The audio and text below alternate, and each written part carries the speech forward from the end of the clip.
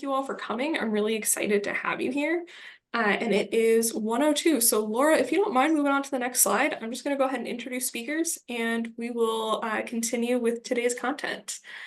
So today we have Dr. Laura Lindsay from The Ohio State University, Dr. Horacio Lopez Nacora, also from The Ohio State University, and Dr. Jeremy Ross from the University of Arkansas. So they will be presenting on foliar fungicides and then in-season fertility management. And today I'll be moderating our Q&A. And just a reminder for folks that just popped onto the call, please put your questions in the Q&A feature. You can find that at the Q&A button at the bottom of your screen. And with that, I'm going to go ahead and pass it over to Laura. I'm going to pass it over to Jeremy Ross, who's going to talk about in-season soybean fertility. Sorry about that. I got the order wrong.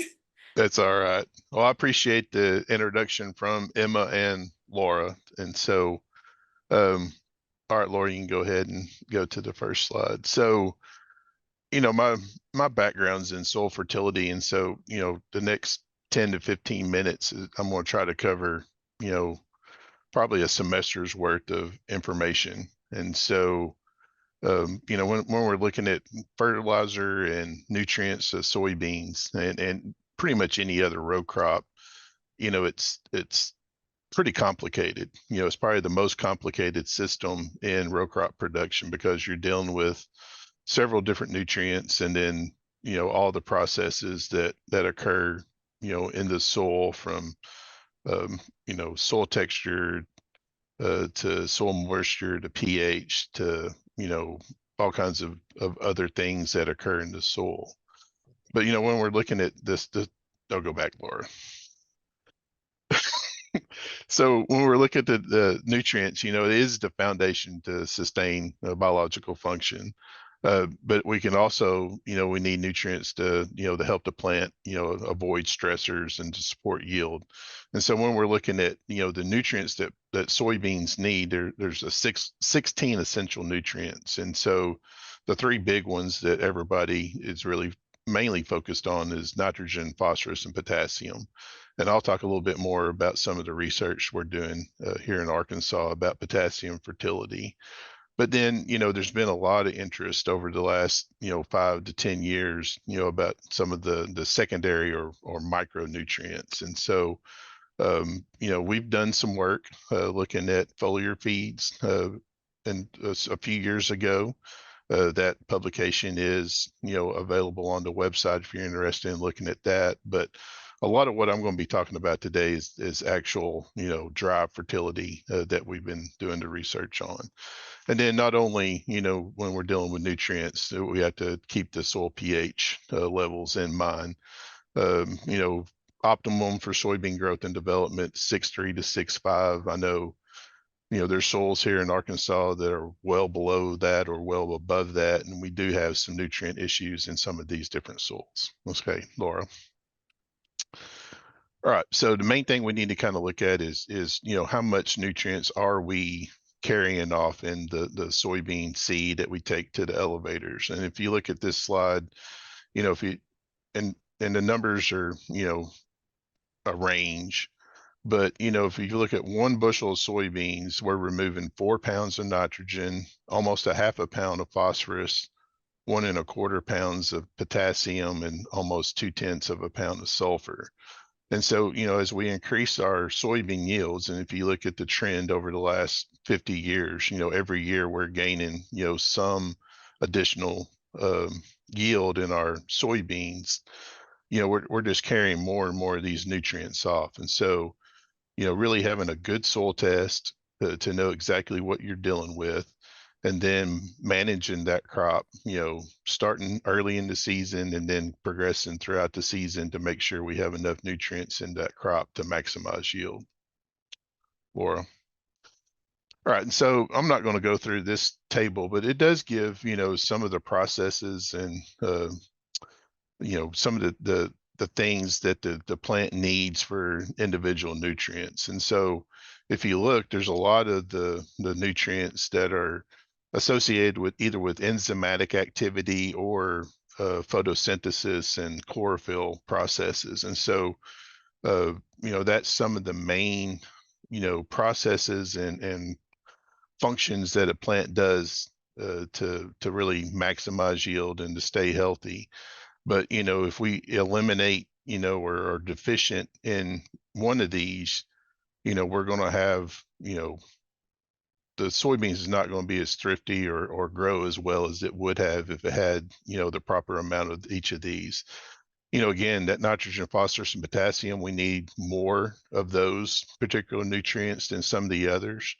When you're talking about, copper and zinc and iron, the plant just needs very, very little compared to the other three micronutrients. But even if we're deficient in some of those micronutrients, we could have some issues.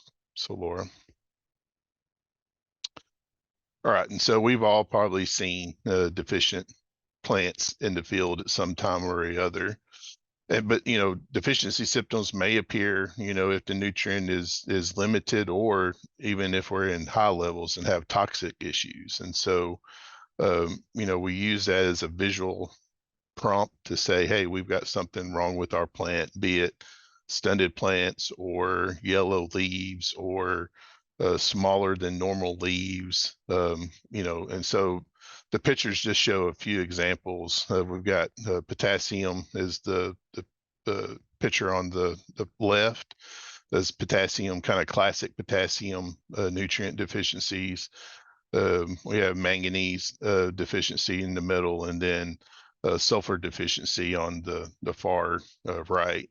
But depending on how these nutrients move in the plant, different plant parts are going to be affected. So if there's mobility of the nutrients within the plant, more than likely the lower leaves or the older leaves are going to have the problems. If it's not mobile in the plant, typically you're going to have, those upper leaves going to be showing those symptomologies.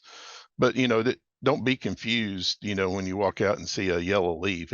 Sometimes it may not be nutrient deficiency. There's other stressors that cause symptomology on leaves or can stunt plants. And, that could be drought, temperature inversions, compaction of the soil, saturated soils. If we have root diseases, nematode issues, that restricts the nutrient uptake in some of our plants. So even though we may have the nutrients in the soil, if the root system is compromised, the plant's not going to be able to take up those nutrients and still show some issues. There are also some, chemical burns that mimic some of the symptoms that we see sometimes. And so, usually when you see, yellow leaves, it's not always going to be nutrients. And so we really need to kind of stop and think about what's been applied, what kind of soil conditions do we have, and then probably take some other steps to try to figure out exactly what's going on. And so I mentioned pH earlier, and if you look at the graph, it's got the, pHs from 4 to 10. As I mentioned, the optimum pH in the soil for soybean growth and development is 6.3 to 6.5. And so if you look at that, a lot of the nutrients I've talked about are, mainly in that green area. And so, depending on, what your pH is, if it's too low, you can see the red portions of the line indicate that's a deficiency. And so the plants are not able to take up those nutrients as readily at those certain pHs, either be it too low or too high for optimal growth and development. Other situations, for example, on iron, you get in those low pHs and it becomes readily available. And that's when we can have some actually toxicity issues. And so, we're having to really kind of deal with, do we have too much nutrients in the plant or not enough nutrients in the plant? And so, pH is probably one of the most important things that we really need to kind of keep an eye on and keep it in that optimum range, just so we have, availability or not too much nutrients of some of these nutrients taken up by the plant. And so the next few slides is talking about some of the research we've done here in Arkansas, and we're still continuing to do some of this research to kind of fine tune it. And so probably most states, you know, have a similar chart. That you send a soil sample in, you get the results back, and based on, you know, how much of the particular nutrient in the soil there is, you're going to have these ranges of different soil classifications or soil categories on those nutrients, and based on that depends on how much either pre-plant fertility or, you know, total fertility we need to have out in the fields. And so if you look, you know, if you kind of looking at our different categories, very low, if you pull a soil sample and it comes back between 0 to 60 parts per million of soil test K, our older recommendations has been just a blanket application of 160 pounds of K2O. If you look at the next one up is low, 61 to 90 parts per million on soil test K, that recommendation is going to be 120. And you can see, you know, as you increase your soil test K, the recommendations on what pre-plant fertility is applied is decreased. But, you know, looking back at, you know, soil testing over the last several years, in Arkansas, you know, up to 45% of our soils are either considered either very low or low soil test K. And so in Arkansas, potassium is our #1 nutrient that we deal with on having nutrient issues. We've got a lot of, you know, weather soils that, you know, have low test K, where it's, you know, potassium is really hard to build in our system. And so we've spent a lot of time looking at potassium nutrition, and not only in soybeans, but our other crops. Next. And so we've got a few tools that we've developed over the last few years, and I'll mention those real quick in the next few slides. But as I mentioned before, you know, a soil test is the main thing you need to know to start the year off, to know exactly where you are and how much fertility you need to put out. It'd be ideal to have multiple years and kind of maybe graph those on, you know, like an Excel spreadsheet or some simple graph to kind of see, you know, are we maintaining our soil nutrient values with the yields that we're pulling off? You know, are we increasing some of our nutrient content? Or, you know, in the worst case scenario, you know, are we declining? You know, are we seeing that downtrend in our nutrients in our soils over the last 5-10 years? If that's the case, then we probably need to change up and put out more nutrients and more fertility than we have over the past couple of years. But, you know, every year I had a call just yesterday, you know, a consultant called and said he didn't have a soil test and just wanted me to, you know, tell him what a good soil fertility program would be. In a situation like that, it's just a you know, a educated guess, you know, looking at the cropping history and you know, what has been applied in the past. But, you know, without really having that solid, accurate soil test to really base, you know, a fertility program on, you're really kind of shooting in the dark. And so I would highly recommend, you know, if you haven't had a soil test done in the last, you know, for Arkansas, it's the last 3 years is our recommendation. I'd really want to have that current soil test to know exactly what you have. And so, as I mentioned, we've been working on a couple of tools that producers can use. The first one I'm going to mention is our potash rate calculator. Just remember, you know, we've done all this research in Arkansas. We're hoping to expand it to the southern states. We're putting in to try to get some grants to expand this research to other states. But right now, this is really kind of specific for Arkansas. But, you know, the rate calculator gives you a good starting point.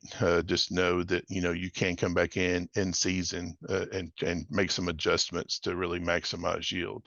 And then the last thing I'm going to mention is tissue sampling. That's been a hot topic the last several years. I know a lot of the farmers that are the more innovative and really pushing some of the yields, they do a lot of tissue sampling throughout the season. And I'll talk a little bit more about that in just a little bit. So next.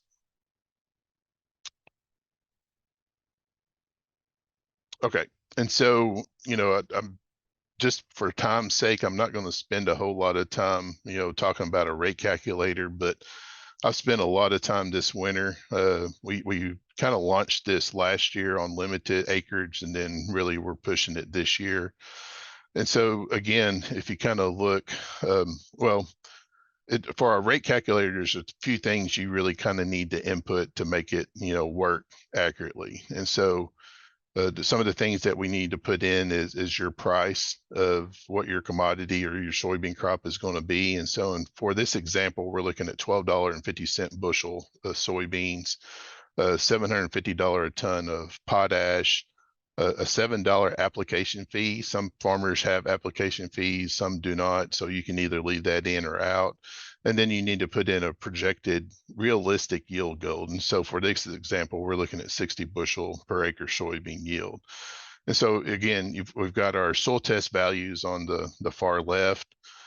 We've got our stepwise rates that I showed earlier in the presentation.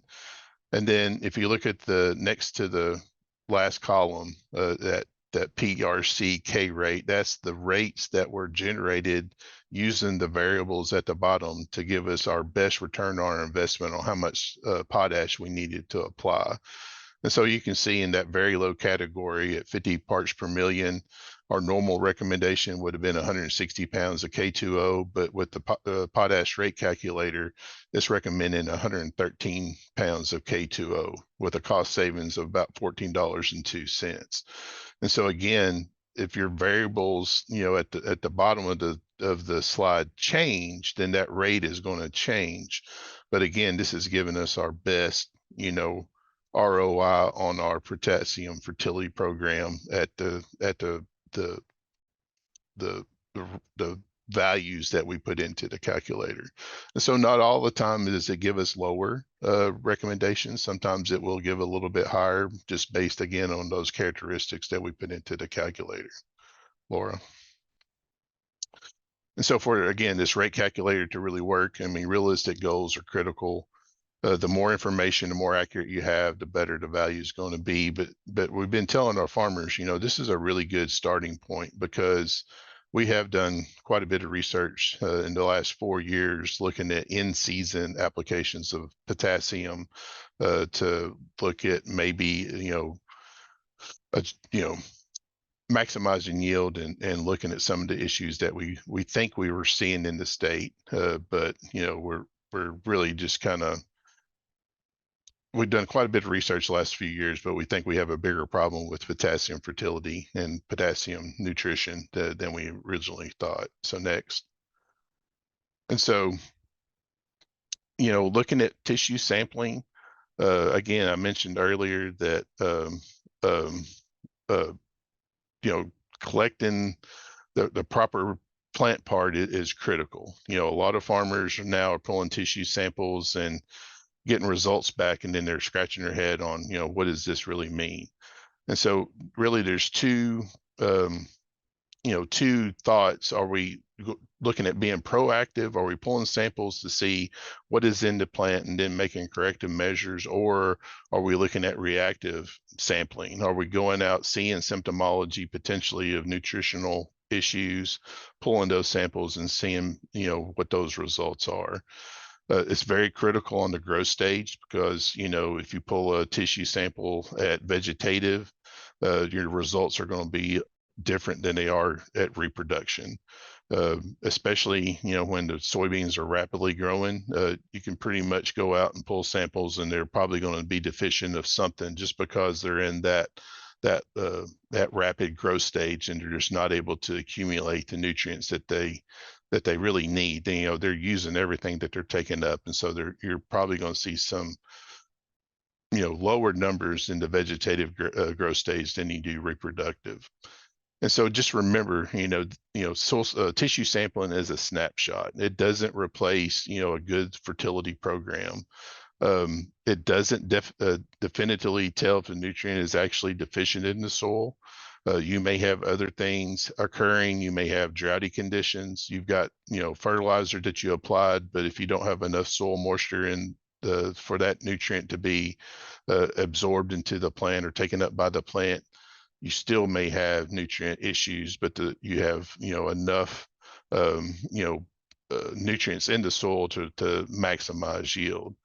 And tissues with below optimal nutrient levels do not always mean more fertilizer is needed. You may have some other things going on. In-season tissue sampling, can be useful to determine if additional fertilization is needed, but again, a timely diagnosis and really knowing exactly what you're looking at is really needed.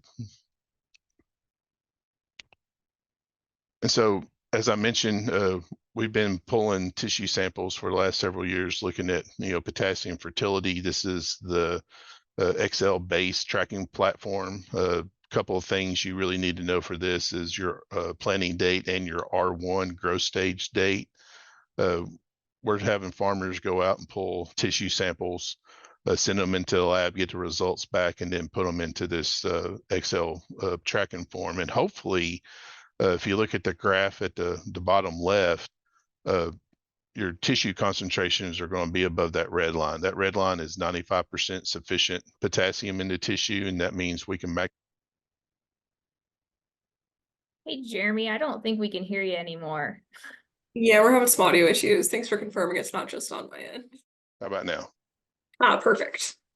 Thank you. That's what I get for using a new headset. So, well, I don't know where I left off, but Laura, let's just, for time's sake, let's just go to the next one. So, all right.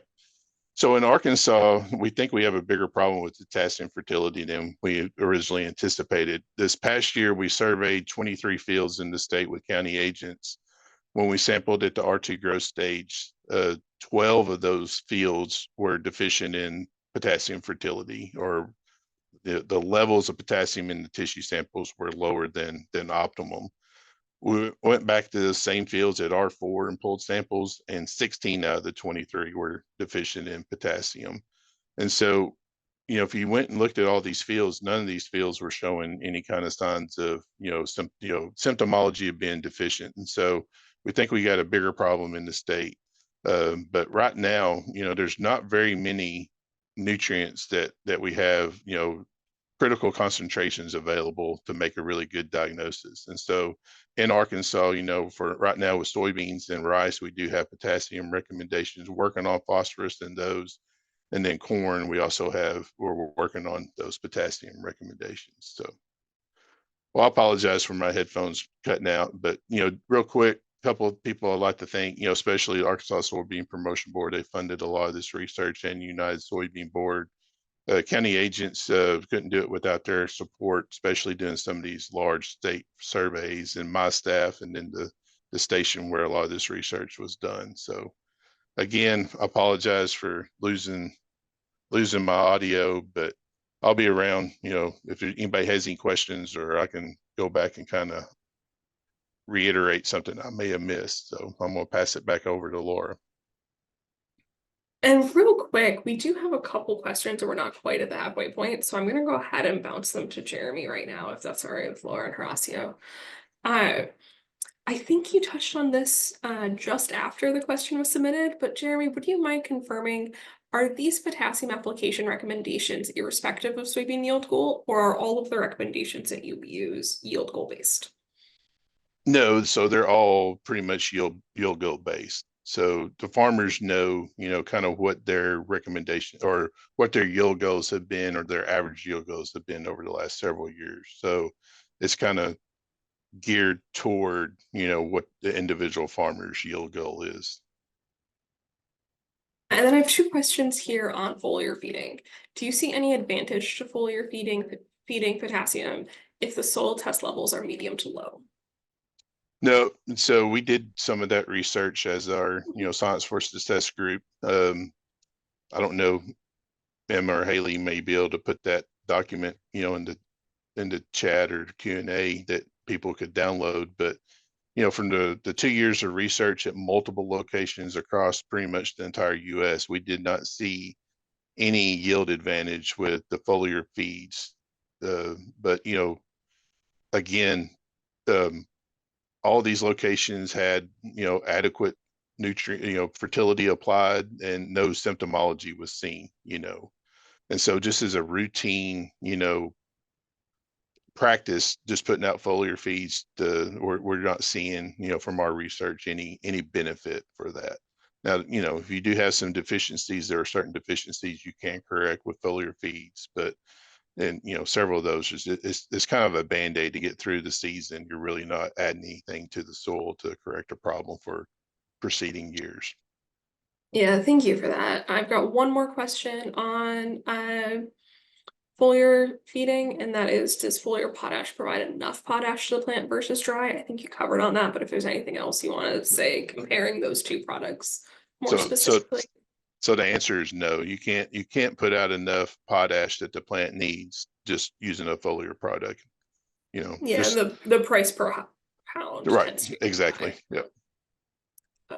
And then we've got a question about the potash calculator. I'm going to pass it over to Laura, and I will find the links for both the potash calculator and the foliar fertilizer publication and drop those in the chat for our participants. So Laura, the floor is yours. Perfect. Excellent. Thanks, Jeremy, for your information. It's always good to hear what's going on in Arkansas. So we're going to shift now to different foliar products. We're going to look at in-season foliar fungicides. So I'm really happy to be here today and share this presentation with Horacio Lopez Nacora.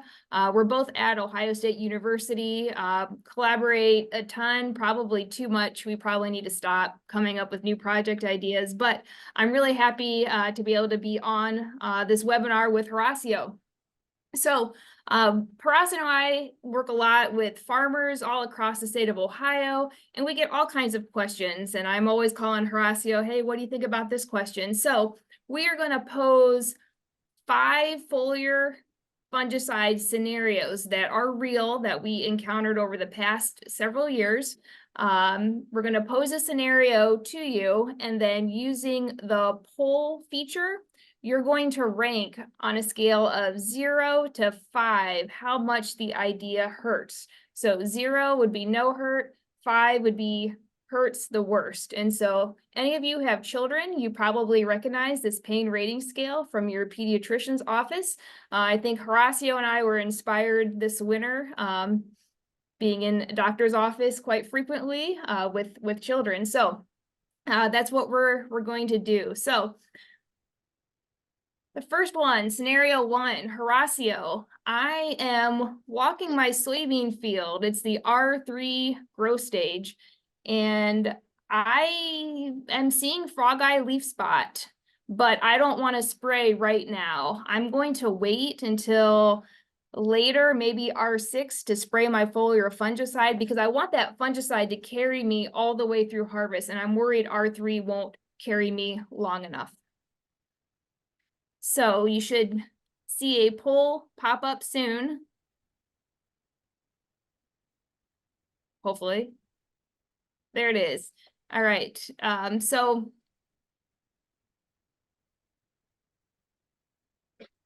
we'll pause here for a second while people start ranking. Yeah, and while people are submitting their answer, that the symptom that frog eye leaf spot produce can sometimes be confused with herbicide damage. And one thing that we always want to be certain is that it's really the fungus present, which is causing the problem. Very easy when we visit growers, get those leaves, put it on a Ziploc bag, plastic bag with a wet tissue, seal that for 12 hours, and then pull those leaves, and you will see the production of whisker-like structure, which is the fungus growing. And we know that it's actually a disease we're running into, and a fungicide can be warranted. So yeah, it will hurt a lot. Frog eye leaf spot caused by a fungus called Cercospora sohina, which can overwinter on debris and cause most of the damage if it hits our soybean in that window between R3 and R5. So we have data, and there is research that can back this up, that when we encounter the pathogen within this window of R3 and R5, that's where we can significantly have damage to soybean yield. And a fungicide application will prevent that to happen. So if we were to wait for after R5 or later on to R6, as we have questions, then that would be detrimental. One additional thing here about frog eye leaf spot is that populations of these pathogen have been developing resistance to fungicide. So really trying to control as soon as we can the problem using products with multiple mode of action or active ingredients will be the best choice. All right, so with that one, spray, don't wait to R6 or later. All right, Horacio, I'm still walking my soybean field, but now it's the beginning of August. I'm starting to see sudden death syndrome popping up in my field. I need to spray a foliar fungicide. Yes, and while people are submitting their response, it's a very logical question, right? We get to a field, we see very evident symptomologies in the field. I mean, SDS just yell at your face that I'm sick. I'm infected with the fungus that causes SDS, and I'm expressing this yellowing. The veins remain very green. It's very obvious, and I'm expressing later premature defoliation. So the first question is, what should I do right now? Should I spray? And the answer is absolutely not, if we are trying to control only SDS, which is clearly the problem here. The fungus is a soil-borne pathogen. It inhabits the soil. It lives in the soil. It will infect the plant very early at germination. So the plants germinate and the plant can get infected by the fungus that causes SDS. The first punch that soybean receive is root rotting. And then later on, the fungus will produce toxin that will be translocated upwards, and that above ground symptoms that we normally see at AD4 will be very evident. But it will be a result of the toxin produced by a fungus that is in the root system. Applying fungicide to the leaf will do nothing. Sending only leaf samples to the lab to try and isolate the fungus will also not be of much help. And additionally, the recommendations that we have is, first, you know that you have that problem in the field. So we have a history of SDS now that we need to manage. Resistance is the first line of protection. So select soybean varieties with moderate resistance to SDS. Seed treatment will be the second one that will complement and become an integrated management approach. There are several seed treatments that are very efficacious against SDS. And then other agricultural management, such as reducing compaction, crop rotation with a non-host. And above all, understanding that SDS and the soybean cyst nematode can interact. We can see more severe damage and severe symptoms of SDS when we have high levels of soybean cyst nematode. So maybe that year that we spotted SDS, collect a soil sample and test for soybean cyst nematode. Great tips, Horacio. So I know every time I see sudden death in the field, like you said, it's just so dramatic and yellow. It makes you want to do something, but you really have to take a step back maybe and consider how to change your management for the following year. Still walking that soybean field, but this time I am finding white mold. It's the R3 growth stage. I'm going to spray a fungicide. And again, while people are filling up the poll, 2023 was a very conducive environmental year for white mold across Ohio, at least. Most of the years, very prevalently, we have Y mold in the northeast part of Ohio, but 2023 was pretty much everywhere. Conditions at the beginning of the year were pretty dry, allowing those sclerotia to survive, survival structure to survive, and then later on at flowering stage, we have a lot of rain and humidity, which is very conducive for the disease to take place. And I will agree with the poll, you know, hitting the number 2, number 3, hurt little more will be my guess as well. Research that we have conducted and that have been conducted across the Midwest shows that applications between that R1 to R3 window will help mitigate the damage of Y mold. Again, we're sharing the disease cycle of Y mold here just to show that infections really takes place during flowering, and most of the fungicides that are very effective to Y mold will be preventive and not curative. So we really want to hit our soybean when they are more susceptible to get infected with the fungus, which is at blossom, at flowering. So R1, R2 are the best time to do it. R3, we have evidence that there is some mitigation on the damage. We pass R3 and we really don't see much effect of application anymore. Sounds great. So what about other damages to soybean? What about hail damage, like the one we had last year in one of our field trials in Ohio, Laura, when we were, you know, conducting our fungicide trials, and we had almost 90% defoliation due to hail damage, and this happened at R2. Is a fungicide, you know, helping us to protect the plant and recover? Yeah, that's a great question, and I'll comment a little bit on that as people are filling out their poll. But yes, this year in our Western Ohio location, where our variety testing program is located, we got about 90% defoliation in July because of hail.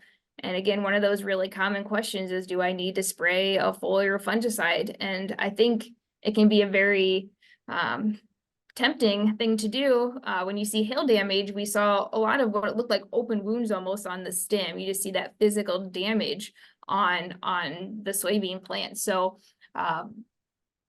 yeah, many questions about that. And certainly 90% defoliation is extremely ugly. So what we saw was our soybeans recovered, I'll say, quite nicely given the extent of the damage. So this first set of pictures here on top of my screen are 6 weeks after the hail damage. The soybeans were definitely reduced in height. They seemed shorter really all the way through harvest, but there was quite a bit of new leaves coming on even 6 weeks after that hail damage. And then at harvest, again, the soybean plants were shorter, but there were quite a few pods on the nodes.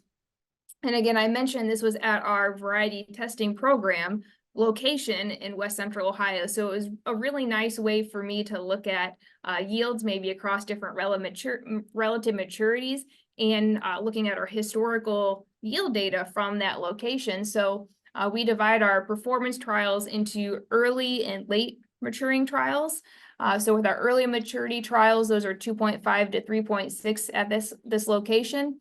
And with about 90% defoliation, we saw about a 15 bushel per acre loss compared to previous years when we were at that location.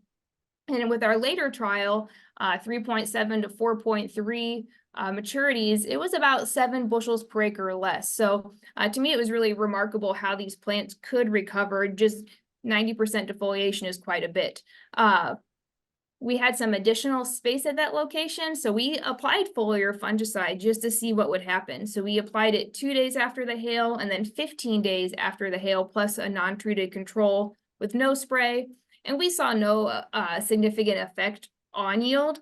I did have my student go out and rate for diseases at that location. Probably the predominant one would be frog eye leaf spot.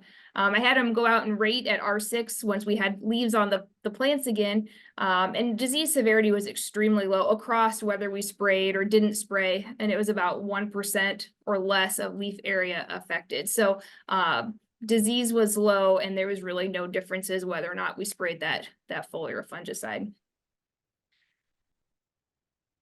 Excellent. Now it's not only disease that we're gonna encounter. We're gonna walk our field, and I hope that the message of scouting fields is what we want to indirectly convey here. But you know, there may be insects as well, and applying fungicide at R3 just because you know, I have the opportunity, why not throw an insecticide there? I mean, it's cheap and I can just use these as an insurance.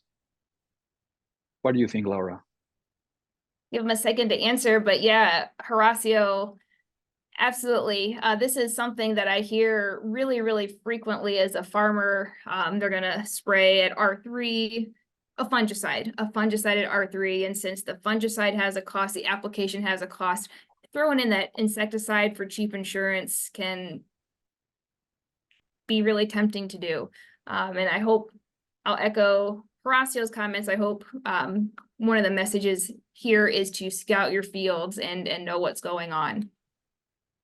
So, you know, this is a national webinar with farmers all across the US. So I'm going to summarize what we see in Ohio, but also want to be very sensitive to different states certainly have different problems when it comes to insects. And it's important to know your state guidelines and use your state guidelines in conjunction with scouting your fields to make really informed decisions when it really comes to insecticide or fungicide. So, you know, in Ohio, insects aren't necessarily a major limitation to soybean yield. We've done trials for the past 10 years looking at insecticide application at R3 with or without a fungicide across 38 different environments within the state of Ohio. I only measured a positive yield response to foliar insecticide one time. Most of the time, we just don't see that much insect defoliation at the R3 growth stage. So usually we're below that 10% threshold. So make sure you follow your state guidelines, and certainly do not just put in that insecticide without reason. Use your scouting and state guidelines for those decisions. So with that, I'd be happy to open it up for questions. I guess either for Jeremy, Horacio, myself, anyone on is happy to answer questions. Yeah, thank you all for that wonderful presentation. I just have one clarifying comment from Clay here in the Q&A. When you say Hertz, are you referring to Hertz the pocketbook?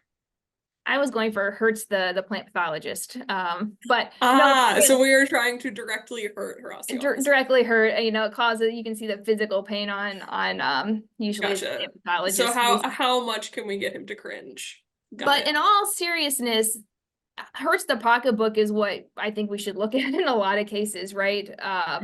You're a farmer, you're making economic decisions, and whether or not you want to use a product or should use a product or do a certain practice really boils down to, are you going to make money? So I wasn't necessarily thinking it as Hertz the pocketbook, but that's absolutely reasonable to consider.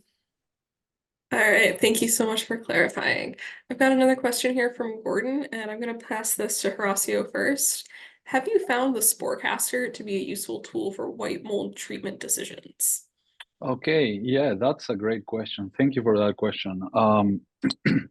So I was actually 2 weeks ago attending a meeting where plant pathologists from soybean plant pathologists from across the US meet and share updates.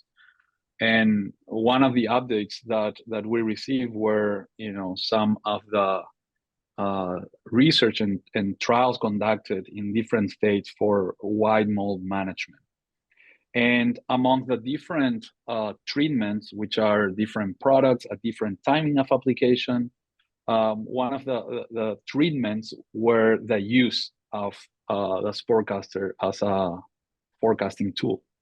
So only when the Sportcaster app told you to apply, they will apply on those plots and then compare those to the control check and also the other treatments.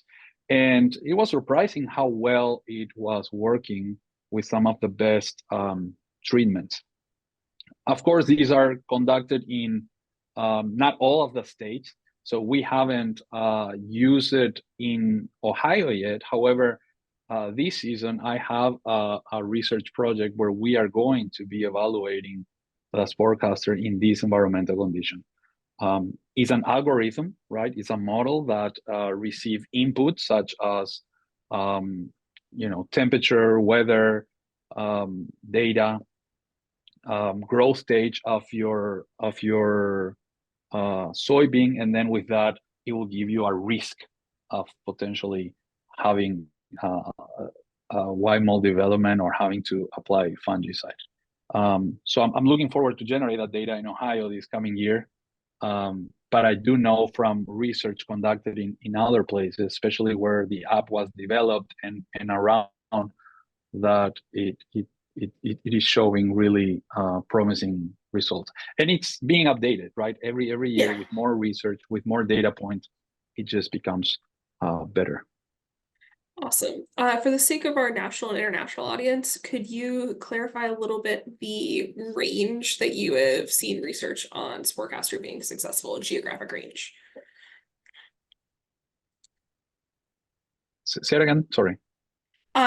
You mentioned that you were just at a meeting where you saw some data about Sportcaster's efficacy. Correct. Could you clarify what geographic range you were seeing? Yes, so the states that were involved in that research were Wisconsin, and that's the place where the Sportcaster was developed under the lead of Dr. Damon Smith.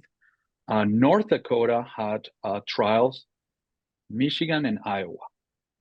And then hopefully this coming year, Ohio will be part of that. So it's trying to get all that range. Thank you so much. Yeah. Jeremy, I've got a question for you here. Do you have a link to the tissue sampling form shown in the slides? Could you either put that in the Q&A chat or send it to me, and I'll make sure it gets out to the attendee chat as well. So for the tissue sample, the Excel form is on the same website as the rate calculator, if that's what they're asking. So both of those tools are on the same website. If that's the question. If that's not the question, then they can either chime in or write something else in the Q&A box.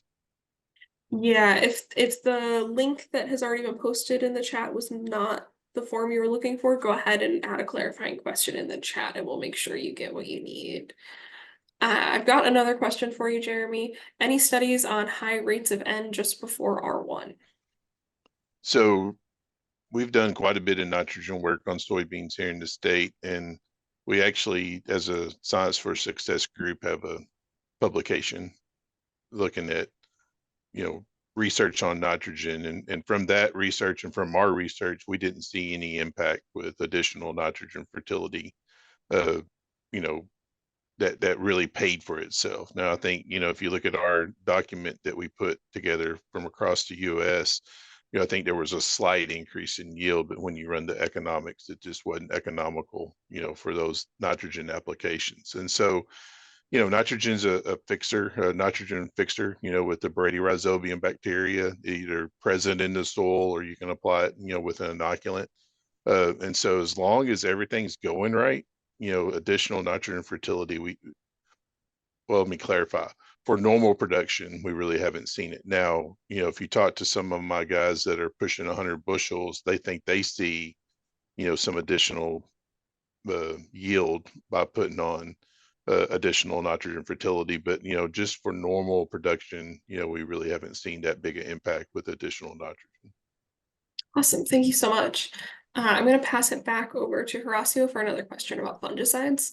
Does applying a fungicide from an overall health benefit, regardless of disease pressure, show any consistent yield increase?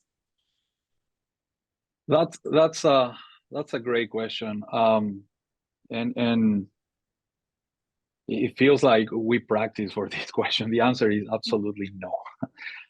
And I have tons of data that when we have low disease pressure, statistically, we don't see any difference compared to the untreated check. As a matter of fact, sometimes, you are tempted to look at trends, and, the check that did not receive any fungicide may look like it's yielding more. When you run proper statistics that we always need to do, then we don't see any significant difference when we don't have disease present. And then conversations with growers sometimes comes to fungicide really are meant to reduce that pathogen, which is a fungus, either limit its growth, its reproduction, its spreading. It's not a product that we use to increase yield. Indirectly, because we are reducing the severity of the pathogen, yes, we are also protecting and increasing the soybean health. Great question. Thank you. Yeah, thank you. I have another question here about any work on sulfur on soy through foliar. I'm going to pass this to Laura first and then to Jeremy, because I know they've both done some research on sulfur for soybean.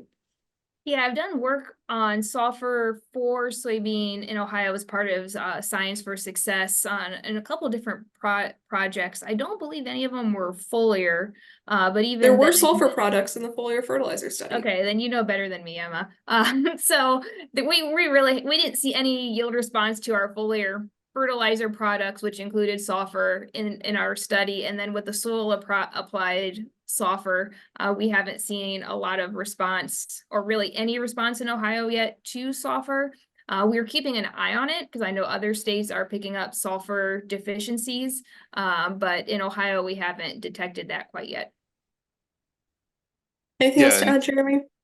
Yeah, so we're seeing real similar results to what Laura said. We've got some fields that we consider beach sand with zero organic matter, and typically we do see sulfur deficiencies depending on if it's a dry year. But as a routine, we really haven't seen that big a benefit with sulfur. Now that doesn't mean that 5 years down the line, potentially we could have a problem. So sulfur is kind of one of those nutrients we're kind of keeping our eye on and looking at soil test values and making sure we're not missing something. But I know Indiana, I think Sean Castile's got a couple of locations where he's seeing some results, but with additional sulfur. But as a whole, I don't think we're really seeing much of a benefit right now. Yeah, thank you both. At this point, I'm going to ask Laura to advance the slides so that we can show CCAs their QR code. And Haley, if you could go ahead and put the CCA information in the chat as well, that would be helpful. And we've got a question here. Is there a single repository for all of the Science for Success publications? And yes, we do have a website presence on SHRN right now, and we're working on creating our own website with some additional resources as well. Haley, would you mind dropping a link to that in the chat just so that everybody can find it in one place? And we are coming towards the end of our time today, so I'm going to go ahead and thank all of our attendees for joining us today. Thank you to our speakers. I certainly learned a whole lot from your presentations, and I appreciate all of your answers to the Q&A as well. I'd like to thank the United Soybean Board and the state soybean boards that supported the research we discussed today. And then Dr. Rachel Vann from North Carolina State University, Haley Ortmeyer-Clark, and Christian Woods for their support of Science for Success. Rachel Vann is the PI on the grant that funds our work, and Haley and Christian are the staff that make things like hosting webinars possible. So thank you all for being here today. And I can see here in the chat that SHRN's website is posted. So thank you, Haley, for taking care of that. Thank you, everyone.